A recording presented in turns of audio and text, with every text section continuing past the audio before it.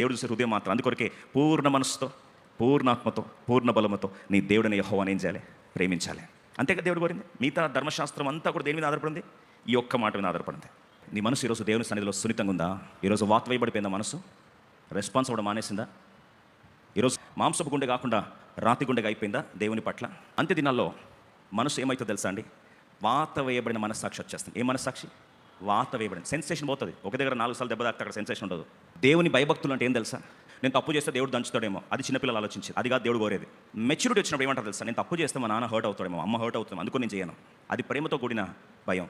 దేవుడు కోరేది ఈ మెచ్యూరిటీ. దేవుని పట్ల నీ మనసు సున్నితంగా లేకపోతే బైబిల్ సెలవిస్తుంది నీ ప్రార్థన దేవుడు వినడండి. హెబ్రీ 5:7 రాస్తుంది, దేవుడు శరీరధారి ఉన్నప్పుడు యేసుప్రభు కూడా యాచనలు విజ్ఞాపనలు ప్రార్థన చేస్తున్నప్పుడు భయభక్తులు కలిగి ఉన్నందున ఆయన ప్రార్థన అంగీకరించబడను అని ఉంది. యేసుప్రభుకే మరి భయభక్తులు అవసరం వస్తే మనకు అవసరం లేదా? పరిశుద్ధాత్మ దేవుడు కార్యం ఎప్పుడు కూడా మెల్లని స్వరము, సున్నితమైన మనసులను పనిచేస్తాడు. ఈరోజు కొంతమంది పరిశుద్ధాత్మ పనిచేయడు, దురాత్మలు పనిచేస్తాయి. పరిశుద్ధాత్మ ఎప్పుడు పావురంతో పోల్చబడ్డాడు. పావురము సున్నితమైన పక్షి, సున్నితమైన పక్షి. అదే కాకి కేవలం అరవడమే కాదు, పరిశుద్ధాత్మ అల్లరికి కర్త కాదు. ప్రియ సోదరి సోదరు జాగ్రత్త.